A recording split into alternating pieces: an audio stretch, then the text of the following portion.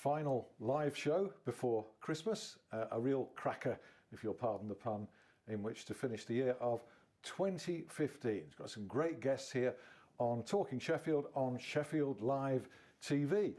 Carlton Palmer, former Sheffield Wednesday and England midfielder, no less. Good of you to join us, Carlton. Good evening. Second time we've seen you this week. You're on the ref show with me on Monday, but we won't talk about referees. It's pure football and cricket tonight, because we have here a guy called Matt Dixon. He's captain of Sheffield Collegiate Cricket Club, has been captain now, I think, for the best part of 10 years, Yeah. which means, Matt, that you have been captain of a very young cricketer who is now an international star from Sheffield, Joseph Root.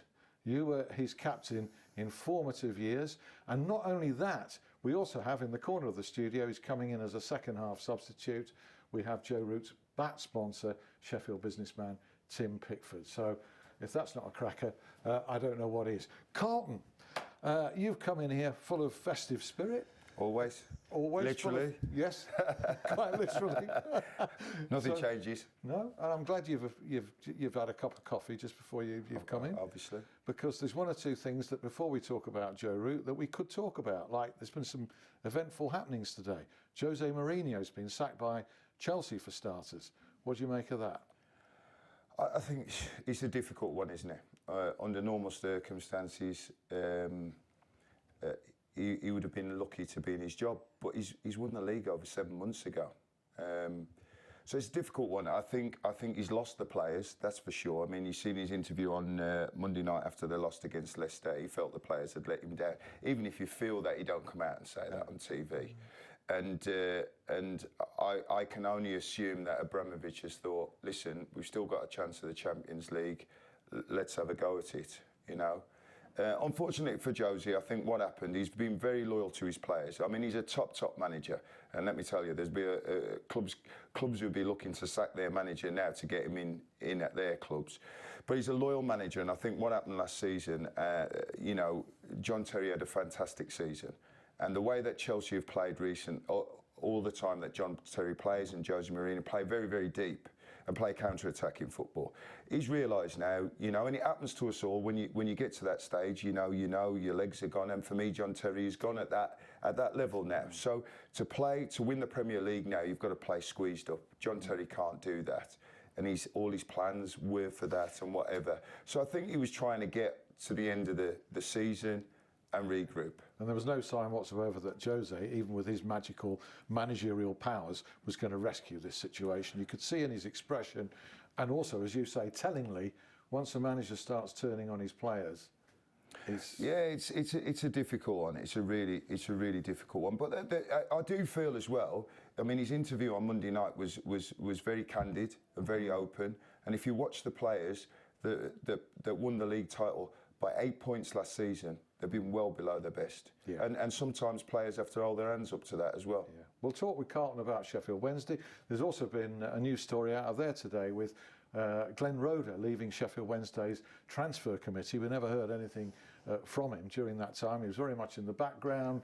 We were told quite influential in terms of recruitment, but he's left a committee that numbered about 5 or 6 at the outset and is stripped down now really to just the owner, Dapon Chansiri, and the head coach, Carlos Carvalho. Get Carlton's thoughts on that. But we're talking about Mourinho. Matt Dixon, you're used to managing men, and you've been doing so for a while. But in one case, you were managing a boy. Can I just take you back those 10 years to when this slip of a lad came into your, grizzled team of senior cricketers at Sheffield Collegiate? Yeah. Well, he'd been obviously involved at the club right from the outset, because obviously Matt, his dad, was playing first team cricket at Sheffield Collegiate, so Joe and Billy would always be following Dad around at the various grounds, playing on the outfield, and we got him into the various teams as quickly as we could.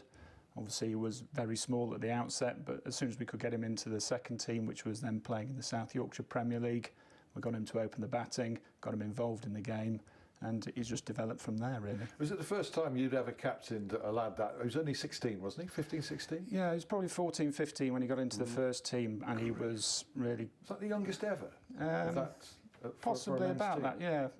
It's obviously you have to be of a certain age to play senior cricket at any event, but he was How certainly... big a challenge was that for you as captain? It must have been something different and something very new. I think he's always had a very old head on young shoulders. He's always just developed it and just dealt with it. I didn't have to do anything to ask him to do anything different to what he was already used to doing himself. He would just cope with it and get on with it. I never actually had to say anything to him. About to rollick him or anything like that? No, having funnily just seen him in the press recently about snipping people's socks, he did do that to me once as well. Did he? Yeah, brand new pair as well. Yeah, I'll forgive him. Yeah.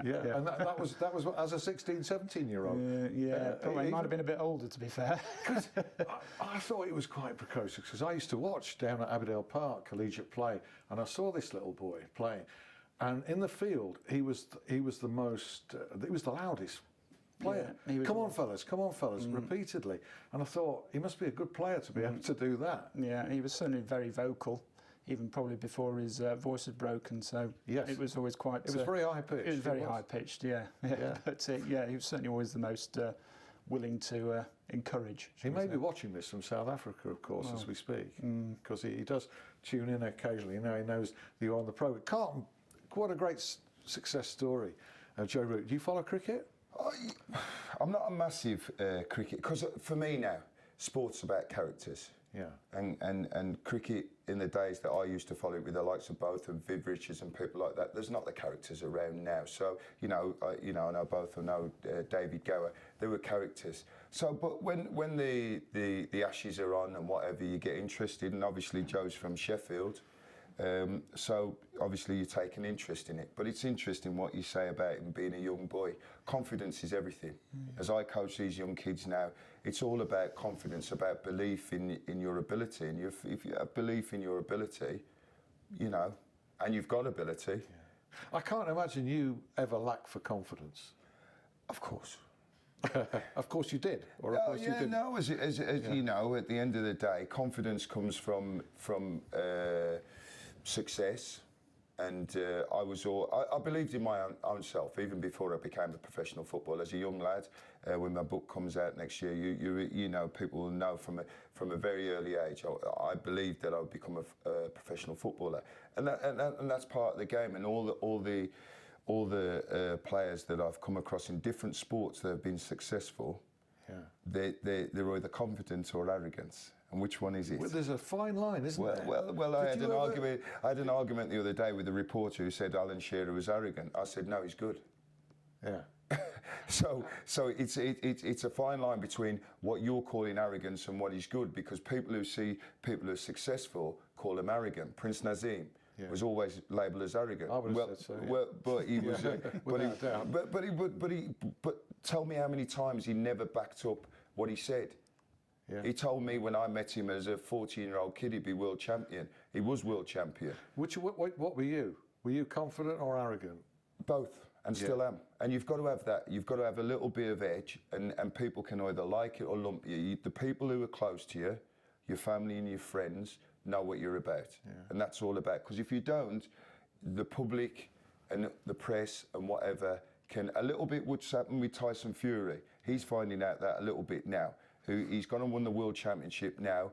He's been open and maybe a little bit too open to the press, and they're trying to make him out to be something he's not. Yeah, well, you did say those things. But the way that you say things can be misconstrued, right? Okay, well he's defending himself now as anybody would. But he's suspected of doing it for effect, to sort of be a controversial figure. No, but everybody was accepting that before he became world champion, and now it's a different facet. How controversial are you going to be in this book? No, I don't set out to be controversial, but whatever you talk about that is kind of if you talk about racism, it's going to be controversial because people have their opinions. People will only find it controversial because they'll have a different opinion to me. So it's my book and it's my opinions. Right. So people can take from it what they want. It's the truth as I see it. As my former manager Ron Atkinson, I'll defend to the hilt. And so we'll have to see. We'll see. I know some of the stories that might be in your book, and some of them are absolute belters. They really, really are. Oh, well, listen, around here as well, Sheffield Wednesday happenings, and Leeds United, and well, no, I had 10 years here at Sheffield Wednesday, which you know, were the best, not just the best years of my footballing life, the best years of my life. The lads that I were around, you know, Chris Waddle, John Sheridan, David Hurst, you know, I could name loads of them. Nigel Pearson, who was manager of Leicester, you know, was the best captain I ever played under. Nigel Worthington, who was like a father figure to me, you know, because I was a young boy when I came very from different to you, very different character. Very, very different, but we got on very well. Yeah, so there's some fun stories, but we're dealing. What I tried to do in the book, or what I've tried to do, is because the one thing I you know, whatever people want to say about me, whether I'm arrogant or cocky or confident, the one thing is I'm a realist, and that's why I was able to do what I was doing. So I couldn't sell a book on the back of my achievements.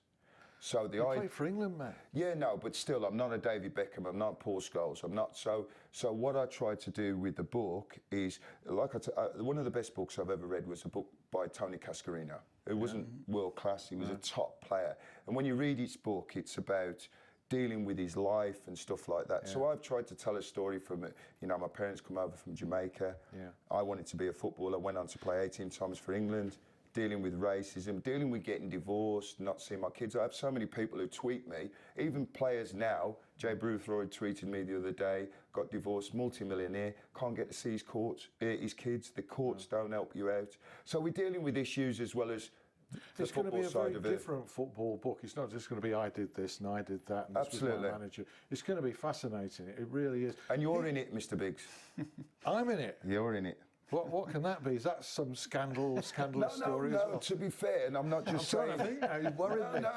No. I'm not just saying this as a football reporter, and you've done it for years. When the Greening used to come out, and you was writing the Green, you was always objective, and that's what I always liked about you. That's why I always talked to you, because it wasn't like, oh, you turn up on a day and somebody's had a bad game and you crucify him. You never did that.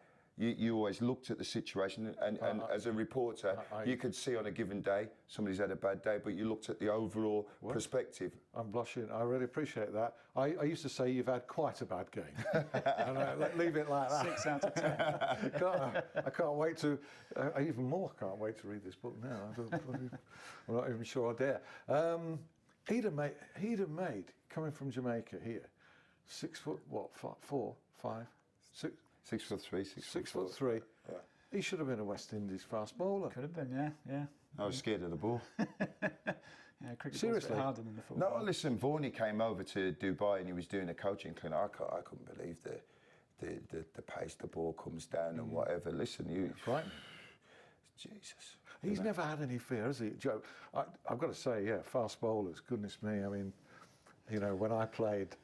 They do intimidate you, and I didn't play to anything like that sort of level. Joe never really showed any fear, did he? Absolutely none. No, he would always stand up to them. So he would always, when he started out, he was obviously a very small young lad, and he would always stand up to anybody who was bowling fast bowling to him, because they would be bouncing up towards his chest because he was so small anyway. So.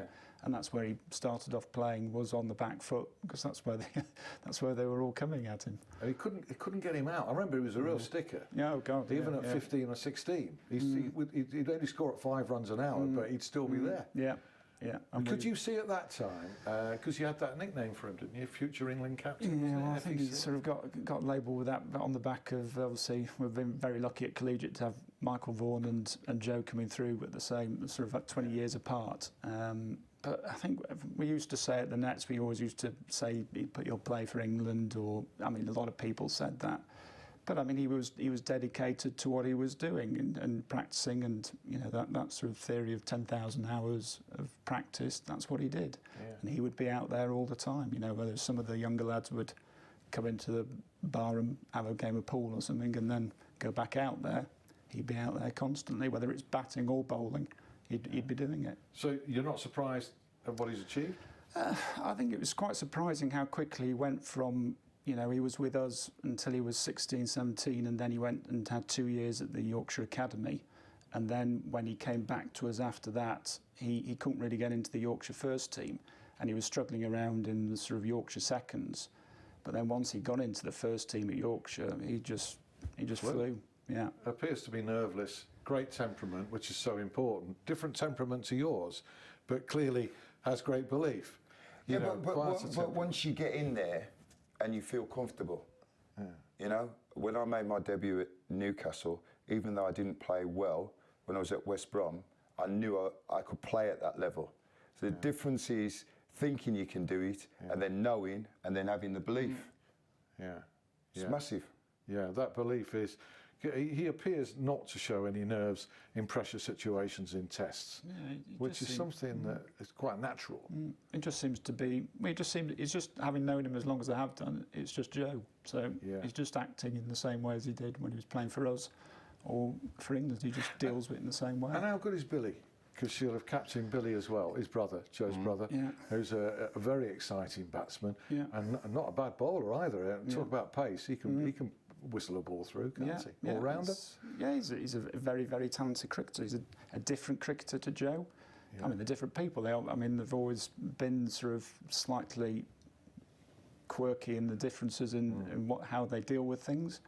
But Billy's a tremendously talented cricketer, and hopefully he will get his chance at Nottinghamshire next year. And he played in the last county championship game for them, so hopefully he'll take that on board and progress from there. I can see them both playing for England together, same team. Let's hope so. It'd be fantastic. It would. Tim Pickford, who's for some years has sponsored Joe's bat, he's going to join us. He started sponsoring Joe's bat before Joe was the superstar he is now, so he's getting just rewards for that. We'll ask how that arrangement came about, but we'll also talk in more detail in the second part about the state of Sheffield football. I don't sort of use that in a derisory sense, the state of Sheffield football, because I think one of the teams is starting to shape up. Well, Sheffield Wednesday, you know, from what I hear, I haven't seen them. I'm looking forward to seeing them play. I check their results out all the time, and United as well. I get stick for that, because for me, it's about the city. I'm Owls through and through. Everybody knows that, but it's about the city. We need a Premier League club in the city. It's massive for the city, you know. But yeah, I mean, you say what you say. Sheffield Wednesday have thrown a lot of money at it. I questioned the chairman at the start of the season. He's put his money where his mouth is. If they get a goal scorer, I think they've got every chance of at least being in the playoffs. They've got Forestieri, he's got a few. But they need Hooper's records. Jess, he's only just got his first one. Yeah, no, but I think the boy Rhodes. I'd go and get the boy Rhodes. Would you? Yeah. Well, from now to the end of the season, if he came in and got you 18 goals, it guarantee you in the playoffs. Okay. And then, for me, I would have taken him before the other two. Would you take him at £14 million? That's what you got to pay. And 50,000 a week? That's what you got to pay. But the prize is massive now. Remember, 3 years ago, it was 60 million to win the Premier League. Yeah. It's 60 million to stay in it. Yeah. 60 million. So you're talking not midweek, you know, playing Huddersfield, midweek playing Arsenal, and it's a full house. Worth the gamble for you. I've no doubt Depon Chansiri could afford that, but he's looking from a balance point of view. There's also this thing called financial fair play, where you can't exceed expenditure based on income. So I think that might smash through it. Upa must be on a fair whack. I mean, he will be. You know, 30-odd thousand a week. Exactly. I would have taken, no disrespect to Upa, I would have taken Rhodes before him. He's an out-and-out goal scorer, and that's what you need. I mean, we had it in David Hurst. You know, he could be having a bad game, but if a chance fell his way, end of story. It'd have to be one of two, the way Rhodes plays. He'd need a man alongside him to take the weight off, I think. And often Wednesday play with just the one. Yeah. But go and sign Jordan Rhodes, says Carlton Palmer. You heard it here first. You're based in China now, aren't you? Well, I've still got my house in Sheffield, but I live in Shanghai and work in Shanghai now, I told both Sheffield clubs look very good from Shanghai, I'm told.